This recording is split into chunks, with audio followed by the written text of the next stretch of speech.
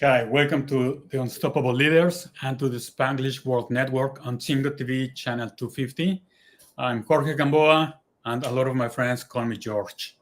Please remember to download the Chingo TV app on your respective iOS and Android devices. And also remember that it is available on Google Chromecast, Amazon Fire TV Sticks, Roku Sticks, and all TVs manufactured since 2016. Today, we have a treat. We have the founder and CEO of Keychain, Oisin Hanrahan. Welcome, Oisin. Great to be here, Jorge. Thank you so much for having me on the show. Good to talk to you today. Awesome. So, one of the first questions I always like to ask my guests is, can you summarize your journey and highlight some of the key challenges that helped you get to where you are today? Sure. Or how did you get started? Absolutely. So I currently live in the U.S. in New York, but I'm not from America. I'm originally from Ireland, from Dublin, and I grew up outside of Dublin, and I was always a kid who was starting small businesses. I had like a handyman business when I was a kid. I was always wheeling and dealing and like starting small businesses even as a kid. And after college, I moved to Budapest, to Hungary, and I spent some time there. I built a real estate business in Budapest, in Hungary, all the way through to 2008, 2009. Then I moved to London. I spent a little bit of time there. And got a little bit of experience in venture capital before going to business school. I moved to the US in 2011, and went to business school. I did 1 year of business school and dropped out to start what grew into Handy. And Handy was probably the first significant business that I built with my co-founder then, Omong. And we built Handy. Handy is like an Uber for handyman and cleaners. I built that business from zero to, by the time we were done, it was, a 9-figure plus business in the $100+ million. And we sold it to Angie's List. And Angie's List is the world's largest platform for home services. And that was a crazy journey from zero to that sort of an outcome inside 6 years. And you think about like you ask about the challenges. It's like anything that can go wrong kind of goes wrong when you build a business really quickly. Like I think, yeah, go ahead. Yeah. So let's go back to that time. So you're at business school, and then you decide to start and drop out and focus on Handy. How was that happening? What was the environment, the decision, the thought process that said, you know what, this is it? Yeah. Look, it's funny, like it was such a long time ago. But there's some things that I remember vividly from it. We went into that summer. It was the summer between first and second year of business school. And we went into that summer. My co-founder and I said, look, well, what we're going to do is we're going to start this business and we're going to raise some capital and we're going to run it. And we're going to act as if we've already dropped out. So we have this 3-month period between first and second year to make this work. And, we were investing our own capital at the time in it. And we said, look, we're going to act as if we're dropping out, and we will give absolutely no credence to the thought of like going back to school. And every 4 weeks, we'll get together and we'll do a quick assessment of where we are. But we'll time box that discussion, that like self-doubt, because, I think a lot of the challenges, and I had a chat with an investor this morning, and we were talking about what makes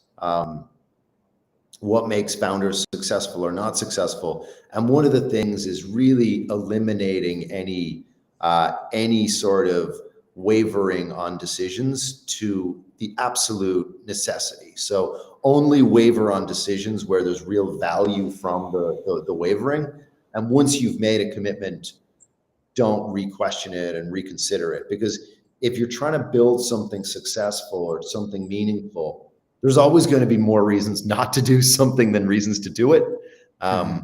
And as a result, that model that we took back in 2011, 2012, where we said, look, we're just going to act like this is happening 100%, and we've already dropped out, even though we haven't.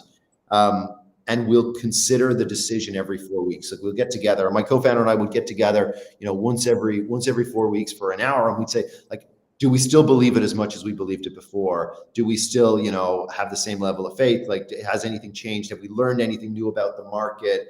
Is there any new signal that we've got that's like positive or negative? And, occasionally, we'd have a tough business problem that wouldn't be in that period. And we would, say, oh, well, should we really be doing this? And the other person would catch us and say, actually, we shouldn't be talking about this now. Like, let's just commit to it. We're not second guessing the act of doing this. We have dedicated time, and we'll only consider it then. And I think that's really, that's one of those things that takes a lot of discipline to do, and both parties have to be, focused and in that mindset. But it really does, resonate. Like, I see founders starting businesses. I'm fortunate to and have invested in dozens and dozens of businesses along the way. And I look at the founders that are successful, and they, when things go wrong, they don't second guess and question, should we be doing this? And that's a really, powerful tool to be able to not do that. And on the other hand, it's really challenging. Like, when things go wrong, to always be asking yourself, hey, should I even be doing this? Like, is this the right path for me? Is a really, it's just, at what level do you want to reconsider the problem? Do you want to reconsider the problem based on the facts, the circumstance, or your motivation to do something? And that's, if you're constantly reconsidering your motivation and desire to do something, it's very hard to make progress. And the same is true in every aspect of our lives. Like, if you think about relationships, you think about investments, you think about people's careers, if they always are reconsidering everything all the way back from ground zero, it's very, very challenging to make progress. But the opposite is true, I think, for investors. I actually think it's very healthy for investors to reconsider their investments and reconsider things on a regular basis, and like put all the data against the wall and reconsider whether they should be continuing to invest. And I think that's one of the big differences between, an investor and an operator. I think investors benefit from throwing all the data against the wall and reconsidering whether they should be doing something, whereas operators, they don't benefit from that, like, reconsideration on a daily or hourly basis. They benefit from it on a monthly basis or a quarterly basis, but certainly not on a day-to-day basis.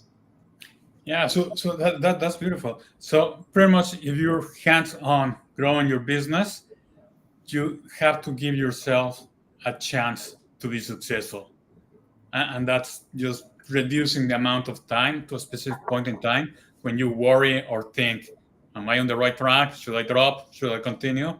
And after that, just go for it. Yeah, I think people say it in different ways. People say it in like, oh, well, you got to believe in yourself, and you got to, stay focused. And, to a certain degree, yes, those are true. But I think being really practical, you can't believe in yourself 100% of the time. Like, you'll always have self-doubt, and you'll always have, some element of questioning.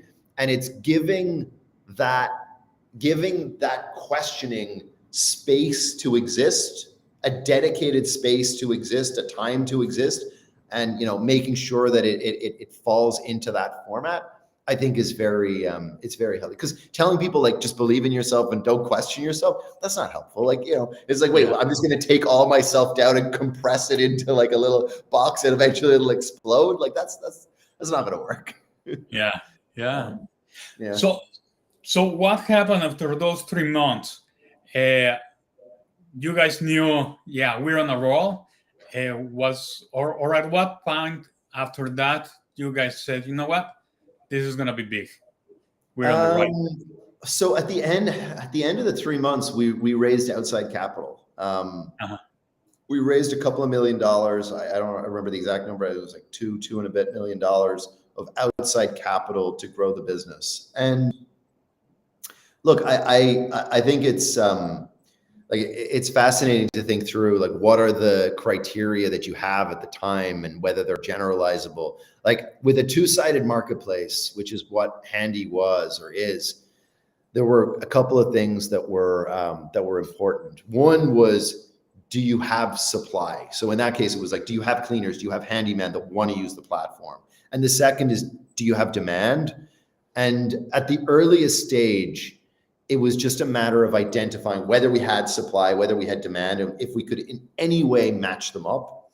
And you think back to 2011, 2012, the economy was in a very different place to where it is today. Mm-hmm. Like the unemployment rate was a lot higher than it is now. It was a different time in the economic cycle. And one of the things we had on our side at the time was we had massive volumes of cleaners and handymen that wanted work. So our supply, if you will, so the two-sided marketplace, we had so many. We would put up a small note online saying like cleaners and handymen wanted, and we would get thousands and thousands and thousands of applicants saying, "Hey, I want to work. Like, how can I download the app? Where can I get work? How does this? How can I earn money?" And that's obviously very different to where it is today. So at the end of the summer, we had very much proven that we could get supply. We had proven that like cleaners and handymen would use the platform. They wanted to work.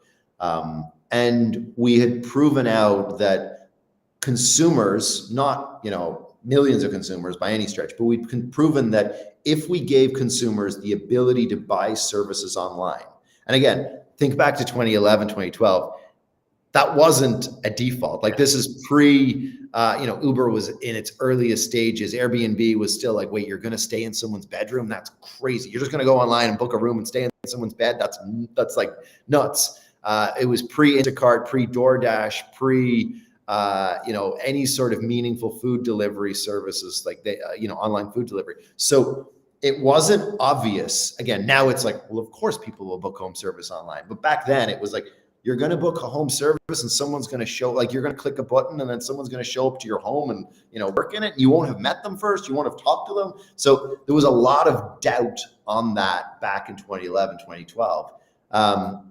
And we proved that doubt could be overcome for certain demographics of the population. Certainly not, a 60-year-old guy wasn't making that, or a woman wasn't making that booking, but a 25, 30-year-old person, they were like, yeah, I'll book a home service online. So that was what we'd proven at the end of the summer. The last thing we'd proven is we could put them together. So we could, it wasn't seamless. Yeah. Like you'd make a booking online. The site was basically a form with a credit card field on it. And in the background, we had a whiteboard and we would write the booking up on a whiteboard and we would send a message to a cleaner and say, hey, can you show up and do this job? And we'd proven that those three things were true. So massive supply, massive volumes of cleaners and handymen looking for work. Some segment of consumers would book online, and we were just about smart enough to be able to operationalize it. And that was enough to say, okay, this idea makes sense. And we, there were other supporting facts, like we'd recruited a couple of people. We had the beginning of some partnerships. Like it was there enough to say, these guys have an insight, which today looks like stupid and dumb. It's like, yes, of course people will book home service online. And of course, if unemployment is a little higher, you'll be able to get cleaners and handymen. Like it doesn't look smart now, but back then that was quite an innovation to say like, okay, people are going to book these services online and there needs to be a platform and a technology stack and a background check service and payment service and escrow payments and like all that stuff that had to exist. So that was the moment where we said, okay, this is going to be a thing. And, I guess in our conversation, the things that we were looking at, okay, we have all this internal data. We have external validation, a little bit of capital, but we were looking out at the ecosystem. And I think this is another thing that, that people can really learn from. It's not to look out at the ecosystem and the environment around you and, look for one company and say, oh, that company is the company and I'm going to win because of that company, or I'm going to replicate exactly what they do. But we could look out and we could see then, okay, Uber's growing really quickly. This idea of booking a car is like a real thing. Airbnb is starting to grow really quickly. This is like a real thing. People are thinking about how to do grocery delivery. Like again, you obviously, some people will remember back to the web van era of like the .com one bust one of 2000, and people were no longer completely mocking and joking about companies trying to build another web van. There was obviously a little bit of like lingering, wait a second, is Instacart just web van all over again? Like, how is it different this time? And I think there was obviously a lot of talk about what became the sharing economy or the gig economy. And that, again, it's this macro wave of change that if you can spot it early, you can say like, okay, it's not just one company. There's actually a movement happening here. And, and later on, people will look back on it and say, okay, was that, the convenience economy? Was it the one-click economy? Like how will we describe that part of the world?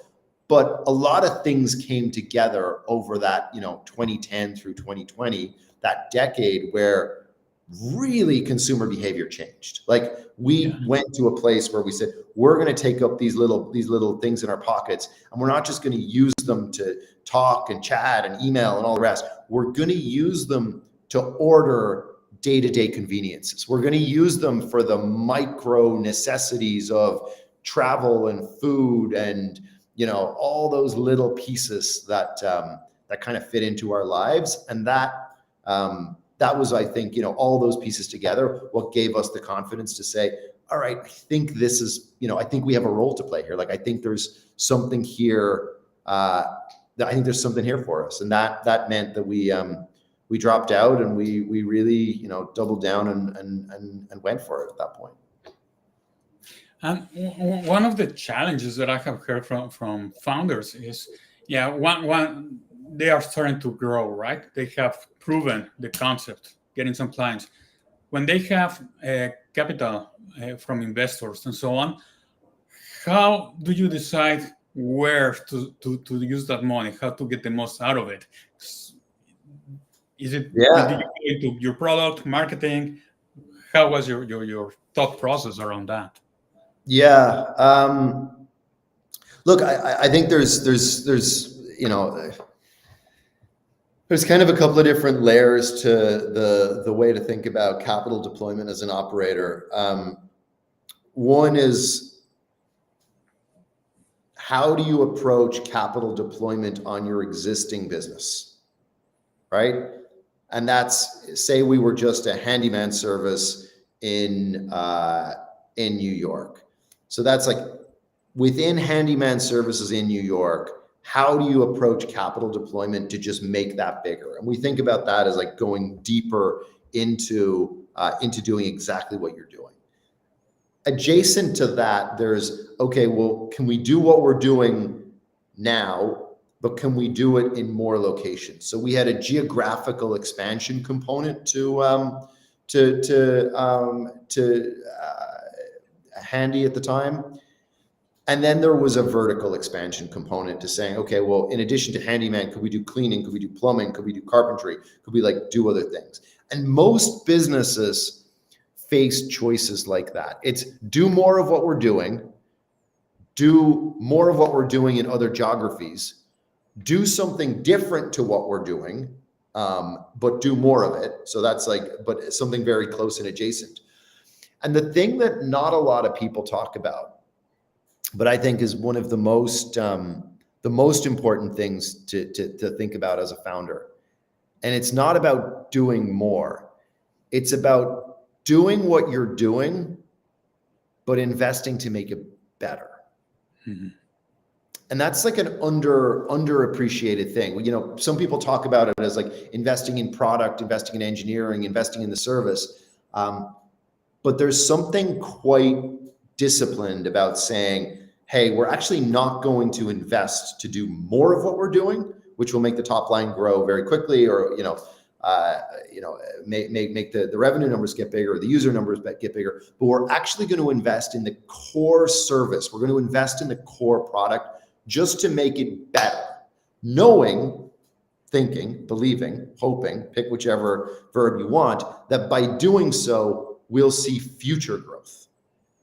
And that's one of the most important investment decisions that I think founders make, not actively, but by default, right? There's like, it's like, okay, well, we have to hit a set of growth numbers to, you know, make our metrics work, or we're supposed to hit a certain like growth top line number. And we'll invest, you know, if we have X million dollars and we plan to spend that, we're going to invest X million or X amount of dollars to hit our growth number. We have to respond to customer complaints, because if we don't respond to customer complaints, bad. So we'll take, you know, some part of what's left and we'll say, okay, we're going to make these customers happier. And the balance, they say, okay, well, if I have this much left, I'll invest that much in making the service better. But actually, I think the great companies work the other way around. They say, we need to get our service to a certain point. We need to get our product to a certain point. We need to get the experience we're delivering to our users to a certain point. And we're going to invest this much money to do that. And this is the cost it's going to make or take to get to that point. And then they work the other way and say, okay, well, if we do that, that means we have this much left over. Therefore, we can invest this much in growth. And that means we'll grow by this much instead of that much. And I think that's one of the more, more important things that I think, founders and great company leaders move toward. They really focus on saying, okay, what's the level of experience we're trying to get to? What's the product experience? What's the user journey? What's the feature set? What's the reliability? What's the happiness level that we have to have across our customers and our users? And they use that to determine their investment. And I think that's a real shift in mindset. And I think, earlier founders, like certainly the first time around, we were aware of that, but we didn't think with that mindset first of like, we want to get our users to a certain level of happiness. We thought about it as all these pieces of like, okay, growth and customer service and then investment. But really at the earliest stage, the best companies put the user experience first, and they put the desire and motivation to deliver a truly amazing experience to their users at a certain threshold, reliability and everything else. They put that first. I think that shift to that level, or that way to make decisions really stands out. Yeah. And probably, and definitely that set up the foundation to have that amazing growth that you had over the years. Yeah. So continuing with your story, how did you get? I mean, you were growing, you were scaling your company significantly. Were you planning at some point in advance, we're going to exit if the opportunity arises, or how did that happen? No, we weren't that smart. If we were smarter, we might have planned that, but no, we weren't that smart or organized the first time around. We built Handy as a D2C business for the first 3 or 4 years, where we served consumers directly. Most of them came directly to handy.com or the Handy mobile app. And then about 4 years in, we got stuck. The curve started to flatten. We're like, oh my goodness, we're a little bit stuck here. This is like the size that this business can get to. And we thought about, how do we expand? Do we look at new verticals? Do we look at new geographies? And what we found, or the thing we discovered, was we found another channel. So instead of just going D2C, we found a B2B2C channel. And what that means is we discovered that we could sell our services through another partner. And the way that experience went was, if you went to, if you buy furniture online, you might have heard of Wayfair. If you went to Wayfair to buy furniture, and you bought a flat pack furniture like a desk or a chair, we would be the assembly partner. So if you're buying a table and chairs for $150, it would say get installation and assembly for an extra $50, and you would add it to the cart and you would check out.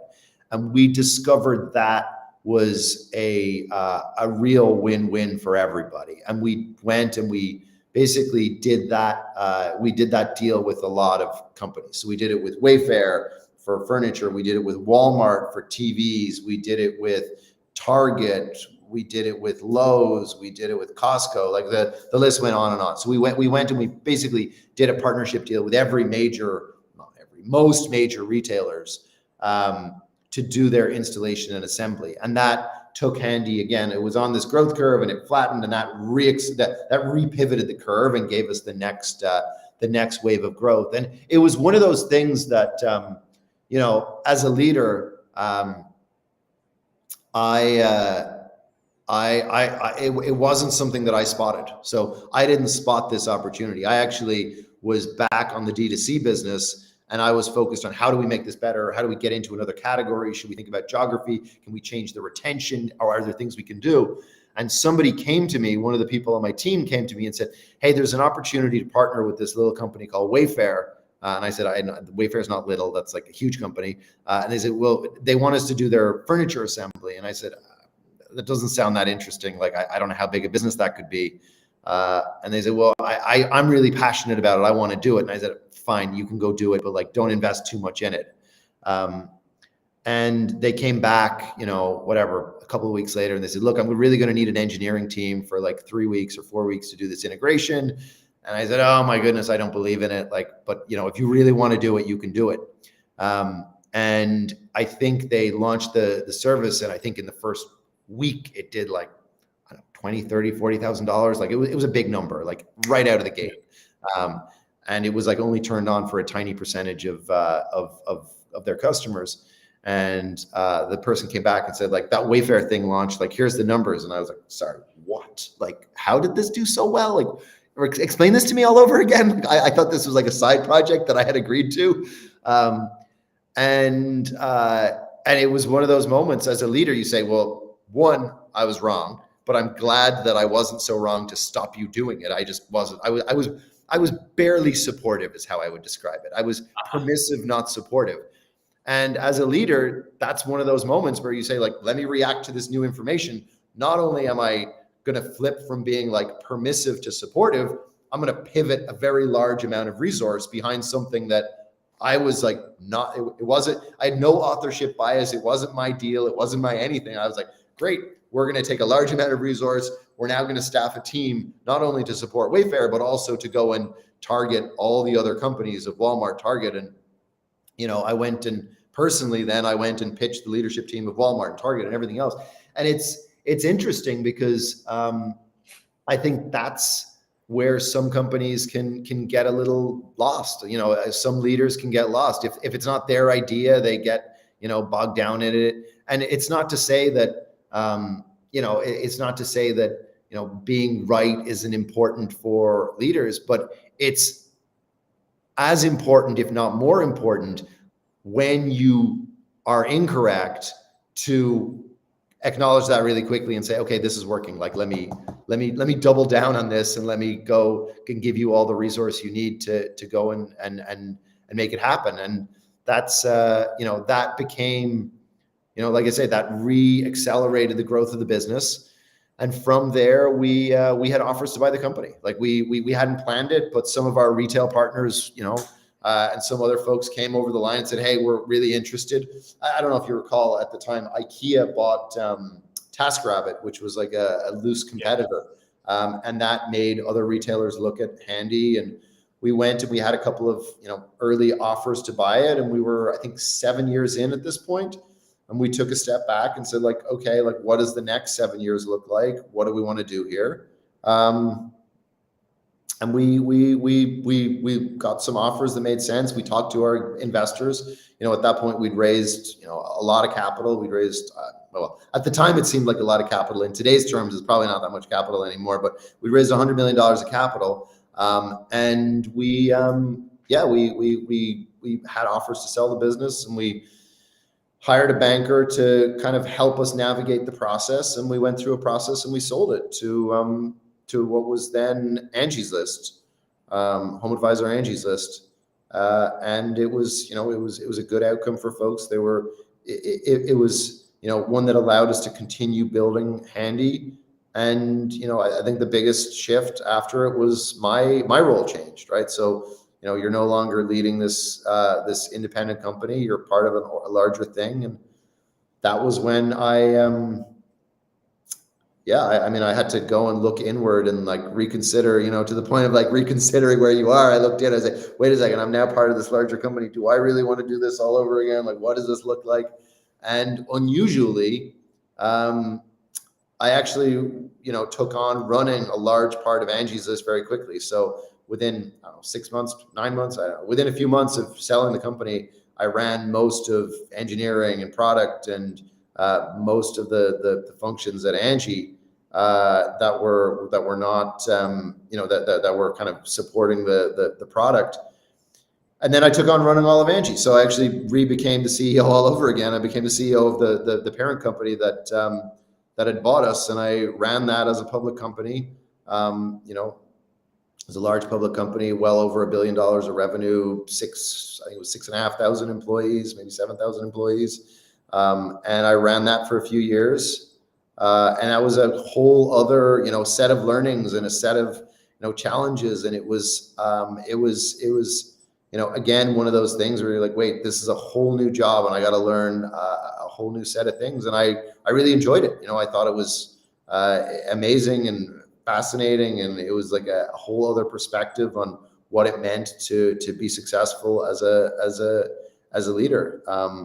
And then as I got toward turning 40, I looked in the mirror one day and I said, I've been in home services for 11 years or 12 years at that point. Unless I'm going to be in home services forever, I probably need to, take a moment and think about whether I want to spend the next decade of my life doing the same thing.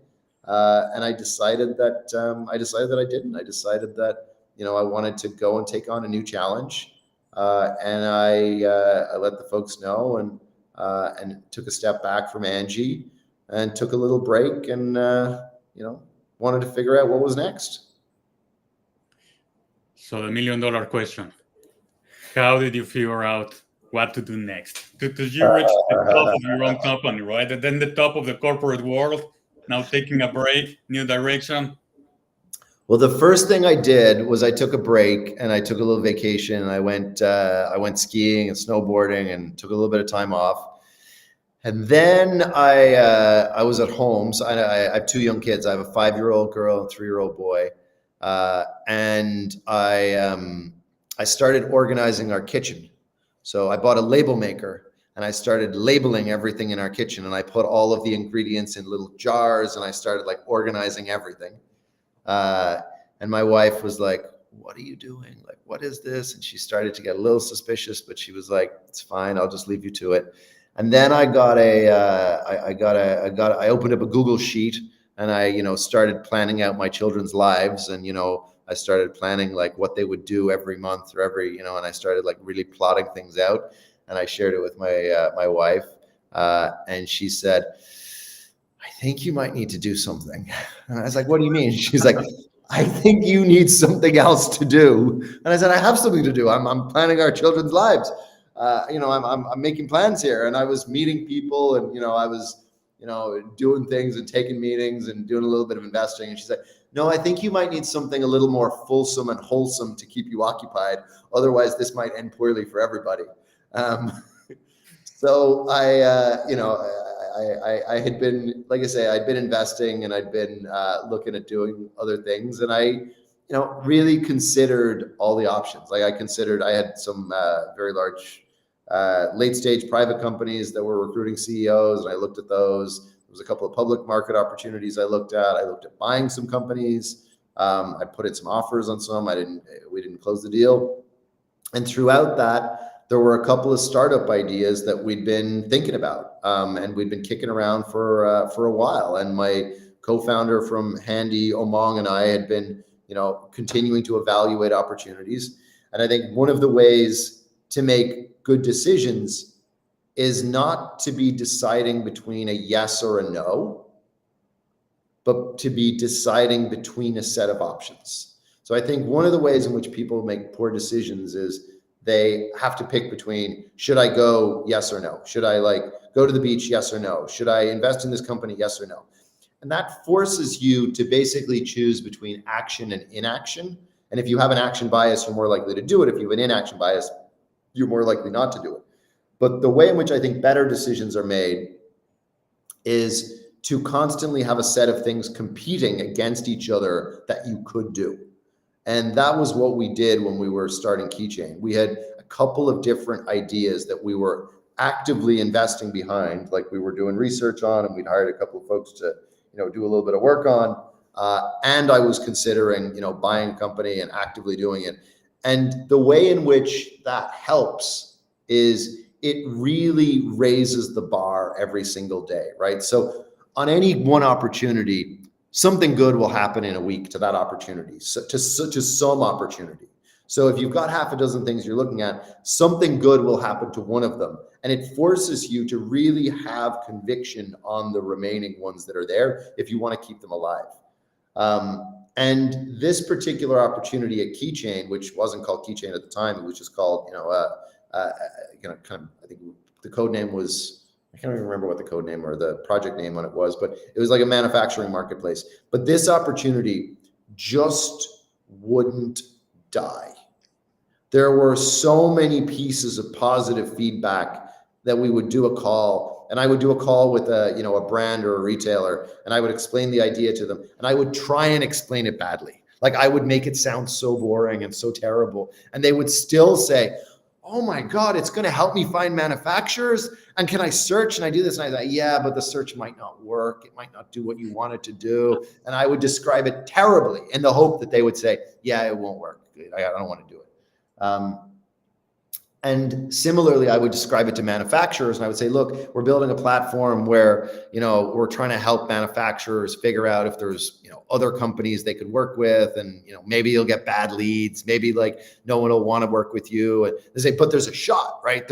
I could get good business from it. I'm like, maybe that's possible. And I would describe it truly awfully. And still they would say, yeah, I would buy that. I would pay for that. And I was like, oh my goodness, again, really? So that was, one of those things where if you truly describe these things in an almost overly conservative, overly negative way, and the thing still gets positive feedback, then you might have something. And that was the case with Keychain. We would describe it and we would do market research and we would get this feedback constantly, like, oh, this should exist. Like, I want this to exist. And then people started saying, can I invest behind you to make this happen? I was like, no, we're not raising any money. And all the signal, and it's not to say every single thing was positive. Some people would say things like, I really wish it would do this, or I wish it would do that too, or if you thought about this aspect. But there was literally nothing I could say to people that would make them say, this is a stupid idea, don't do this. And that was what I was looking for. I was looking for people to say, like, I would never use this. And I think across, 150, 200 conversations we had, I might have had 2 people say, like, I wouldn't use this product. And it was for, valid reasons. They were like, they were like, I don't even use text messaging. And you're like, yeah, you're right. You're probably not going to use this. Or it was because they were so far outside the target market in terms of industry. But by and large, it was just such positive feedback. And then we hired some folks to do some online research and online work on testing, like customer cost and what our markets would look like. And by the end, we were just, as excited about the idea as anyone else. And, I think it's, for me anyway, some people just do things, because they're like, hey, this can make a great economic return. For me, it's important to have an emotional reason behind it. It's important to feel why it matters. And I personally believe in healthy food a lot. Like I believe that healthy food matters. I think exercise matters. I think that, eating healthy matters. Like drinking, appropriate amounts of water. Like I believe that eating foods that are not laced with chemicals matter. Like I personally have a very strong set of values around, when we're raising our kids. Like I try and limit their sugar intake. And I really believe that eating healthy makes a difference for people. And I believe that access to healthy food makes it easier for people to live better lives and live healthier lives. And if I really zoom out and I think about like the good that Keychain can bring to the world, one of the reasons why I think people don't eat as healthily as they could is that for years and years, people have been told, just spend more time in the fruits and vegetables and the produce and the fresh fish and the fresh meat aisle of the grocery stores. And in reality, 70% of the grocery stores is packaged goods, right? It's like CPG packaged goods. And rather than telling people, go spend time elsewhere, spend time in the fruit and vegetable aisles, what if we didn't do that? And instead we said, why don't we just make the other 70% of the grocery store healthier? Why don't we help people by making packaged goods, healthier? And it's just like a real thing that Keychain can do, because it can really make a difference if we do that. We think it can make a difference in people's lives. So I think there's a great business to be built here, but also I think we can help make the food on our shelves healthier, which I think is important to me. And what are some of we're starting the second half of the year. What would be the biggest challenge that you can overcome in Keychain that would say, yeah, we hit it big this year? So we started the year with no product, right? So we started 2024 with a blank website up. I don't even remember if we owned the domain keychain.com. I think we might actually have owned Keychain. So we started with a blank website and a lot of people working on building our first product. And I think at the beginning of the year, we probably had 20 or 30 folks working on building the digital product for us. And we launched it in February of this year. And when we launched it, we had, I think, 500,000+ consumer products on the website. And we had a couple of thousand, maybe 7,000 maybe, manufacturers on the website with profiles. Today, we've got over 1 million products on the site. We have, I think, over 20,000 manufacturer profiles on the site. And we've had over 10,000 brands and retailers sign up to use the site. And they've used it a lot. So the project volume posted on the site, we haven't released it, but it's sizable. So we've had a lot of business go through Keychain in the first 6 months. So we launched it on February 13th. And so I guess it's August 16th. So 3 days ago was the 6-month birthday. In other news, I recently forgot my daughter's 6-month birthday, or at least I made a mistake and told her that I had forgotten it. In reality, I just added the dates wrong. I added the dates incorrectly. I told her that we missed her 6-month birthday, that it was July 18th. And then my wife, she was like, what? It's August 18th. And I was like, you're right. That's just bad math. I just added the days. I just added the months wrong. So I first told my daughter that I had missed her 6-month birthday. Then I had to tell her that I was silly and made a mistake and didn't miss her 6-month birthday. And she turns 5.5. And then I had to go back and explain the whole thing to her all over again, that I just didn't add math. So my 5.5-year-old, or nearly 5.5-year-old, thinks that I'm challenged when it comes to math, and she can do better math than me, which is generally not a good place to be with a 5.5-year-old, because she says it in inappropriate situations that she's better at math than I am. But anyway, back to this. So we're 6 months in. Lots of projects coming through the platform now. Real manufacturer engagement. The thing that we're really focused on is making sure that we continue to build an amazing data asset. The data behind Keychain is so important.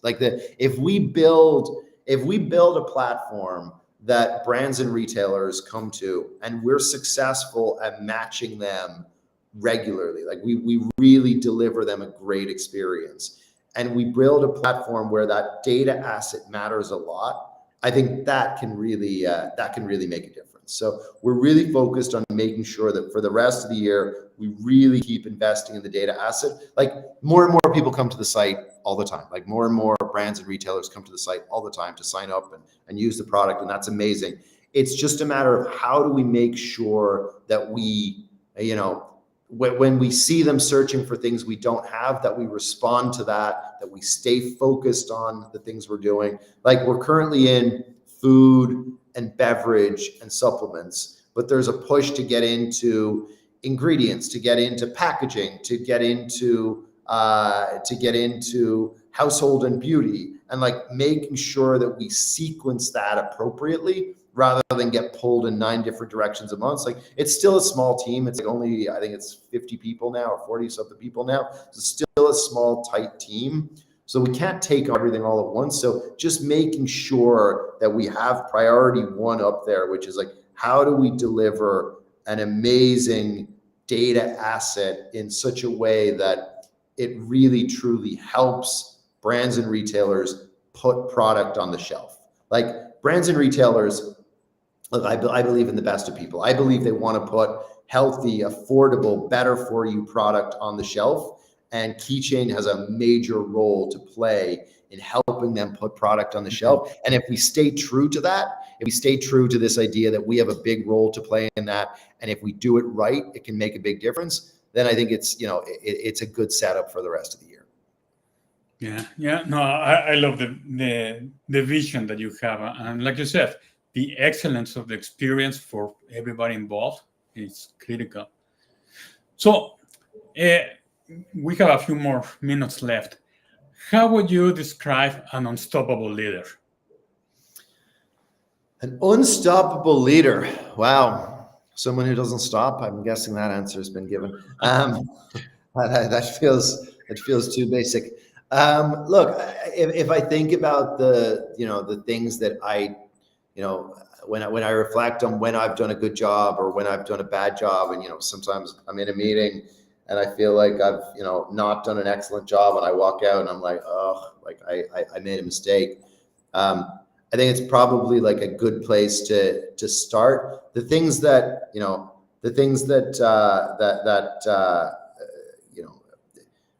are on the opposite side of that coin that help drive the right answer.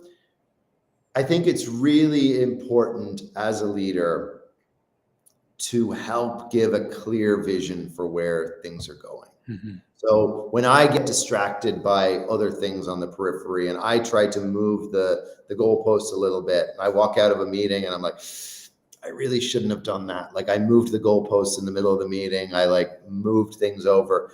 Like I think that's not a good thing. So I think having a very clear vision, and if you can't get specific, like it's okay to have a vision that's far enough away that you don't have to change it, right? You want the vision to be far enough away that you don't have to move it around on a regular basis. So I think that's one thing. It's like to have real clarity of vision on where things are going, I think helps leaders.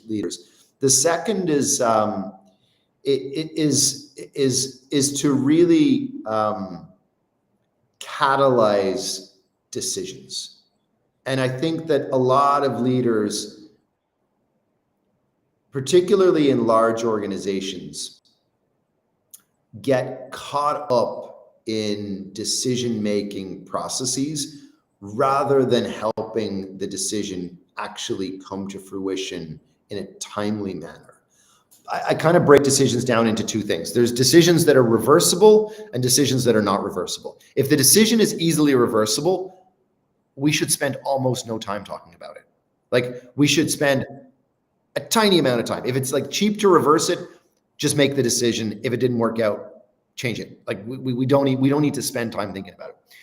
If the decision is hard to reverse, then it's very important to consider the pros, consider the cons, kick it around, but you need to stop kicking it around at some point. At some point, just kicking the decision around actually is worse than not making a choice, than making a choice and even making the wrong choice in some cases.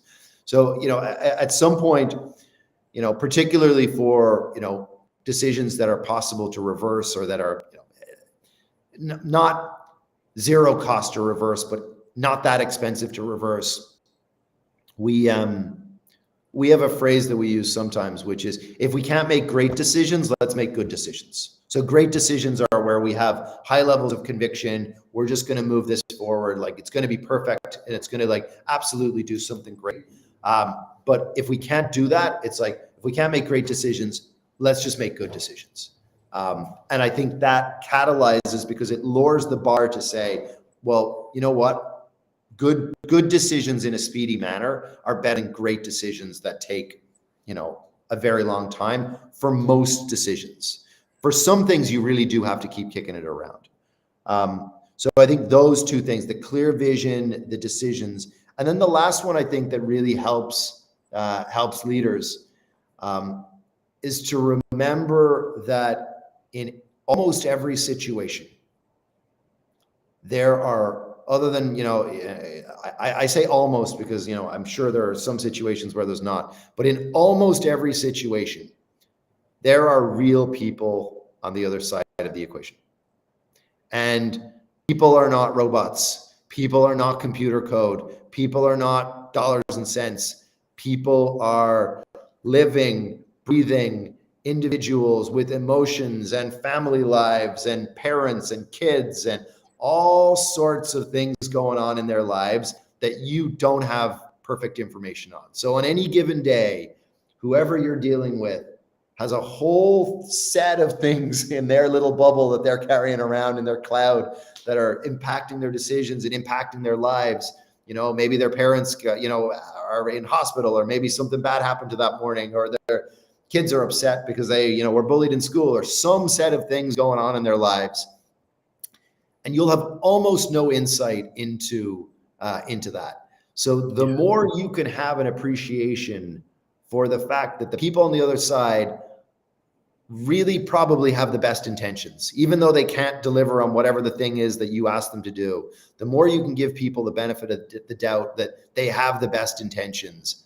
I think great leaders find a way to balance that and asking people to perform. I think, certain people just push it all the way to, hey, just get this done no matter what. Certain people push it all the way to like, look, we'll accommodate anything. The best leaders find a way to balance the fact that everyone's carrying around their set of problems and their set of goods and bads and everything else, and it's sitting in a bubble over their shoulder all day long. And they find a way to balance that and also asking people how they can be their best. And some of it has to do with recognizing that, you get the best out of people when their little bubble is smaller today, and you're like, hey, I can really like help this person perform a day, as opposed to on the day when the big bubble is like filled with problems, and you're like, I really need you to deliver this. Like, you're not going to get best out of someone when everything is going wrong in their personal life. So I think those are the three things. It's the vision, it's the ability to make decisions, and then it's a constant recognition that, everyone's got a whole life outside of work, and you got to figure out how to support them to be amazing while they figure out the rest of their lives. Yeah, no, very well said. I love it. So thank you, Oisin, for sharing your journey along with us today. Just where can people reach you if they want to get in touch with you or follow what you're doing? What's the best way? Yeah, for sure. Jorge, I think you did you did an amazing job. It's very, very clear you're very, very good at this.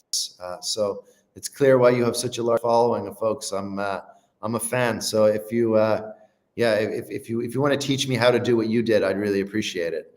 If folks want to follow me or get in touch, you can find me on Twitter. It's just my name on Twitter, or on LinkedIn is probably the easiest. Okay, excellent. So again, thanks for being here today. It was very insightful. I really appreciate it. And everyone who is watching, remember that this show can also be heard on the Spanglish Radio Network. Check out spanglishworld.ca for all the news and programming. And remember, Spanglish World, watch it, hear it, read it, download it. Thank you. Until next one. Thank you.